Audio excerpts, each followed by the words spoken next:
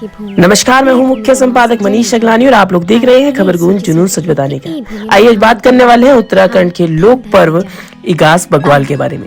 इगास बग्वाल दिवाली के 11 दिन बाद गढ़वाल में मनाई जाने वाली दीपावली है। दीपावली के ठीक 11 दिन बाद गढ़वाल में एक और दीपावली मनाई जाती है जिसे इगास बग्वाल कहा जाता है। इस दिन पूर्व की 2 बग्वालों की तरह पकवान बनाए जाते हैं। गौवंश को पिंडा पौष्टिक आहार दिया जाता है, बर्त खींची जाती है तथा विशेष रूप से भैलोग खिला जाता है।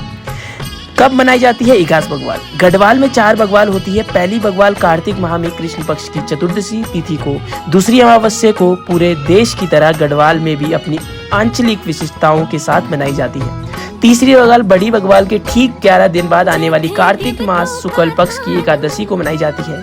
गढ़वाली में एकादशी को इगास कहते हैं, इसलिए इसे इगास बग्वाल के नाम से जाना जाता है। चौथी बग्वाल आती है दूसरी बग्वाल या बड़ी बग्वाल के ठीक 1 महीने बाद मार्गशीर माह की अमावस्या तिथि को।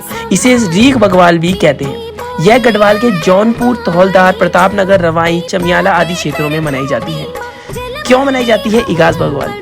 इसके बारे में कई लोक विश्वास मान्यताएं की वंदितियां प्रचलित है। एक मान्यता के अनुसार गढ़वाल में भगवान राम के अयोध्या लौटने की सूचना 11 दिन बाद मिली थी, इसलिए यहाँ पर 11 दिन बाद यह दिवाली मनाई जाती है। रीख बग्वाल मनाए जाने के पीछे भी एक विश्वास यह भी प्रचलित है कि उन इलाकों में राम के अयोध्या लौटने की सूचना 1 महीने बाद मिली थी। दूसरी मान्यता के अनुसार दिवाली के समय गढ़वाल के वीर बहादुर सिंह भंडारी के नेतृत्व में गढ़वाल की सेना ने दापा घाट तिब्बत का युद्ध जीतकर विजय प्राप्त की थी और दिवाली के ठीक 11वें दिन गढ़वाल सेना अपने घर पहुंची थी। युद्ध जीतने और सैनिकों के घर पहुंचने की खुशी में उस समय दिवाली मनाई थी।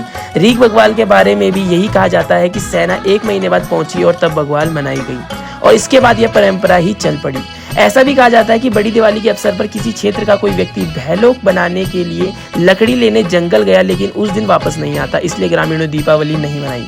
11 दिन बाद जब वो व्यक्ति वापस लौटा तो तब दीपावली मनाई और भैलोग गिरा। हिंदू परंपराओं और विश्वासों की बात करें तो इगास बग्वाल की एकादशी को देव प्रबोधनी एकादशी कहा गया है। व्रत परंपरा। बग्वाल के अवसर पर गढ़वाल में बर्तन खींचने की परंपरा भी है। इगास बग्वाल के अवसर पर भी व्रत खींचा जाता है।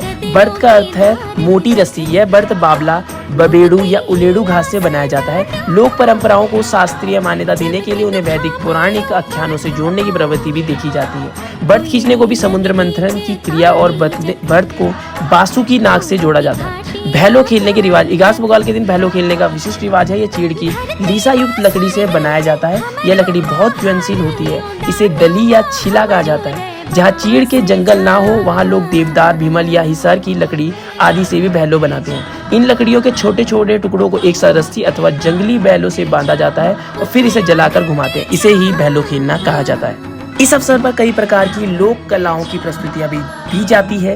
क्षेत्रों और गांवों के अनुसार इसमें विविधता होती है। सामान्य रूप से लोक नृत्य, मंडान, चांचड़ी, थड़िया लगाते हैं, गीत गाते हैं, दीप जलाते हैं और आतिशबाजी करते हैं। कई क्षेत्रों में उत्सव स्थल पर कद्दू, काकड़ी, मुंगरी को एकत्र करने की परंपरा भी है। फिर एक व्यक्ति पर भीम अवतरित होता है, वो इसे ग्रहण करता है। कुछ क्षेत्रों में बगड़वाल पांडव नृत्य की लघु प्रस्तुति भी आयोजित होती है। इसलिए तो कहा जाता है जख देवतों का वास, माँ बहनों को पुराण, मिट्टी बोली और वाणी छ, ई पवित्र भूमि में जन्म ली हमने, बड़ू गर्व बड़ू अभिमान छ, हम उत्तराखंडी छ।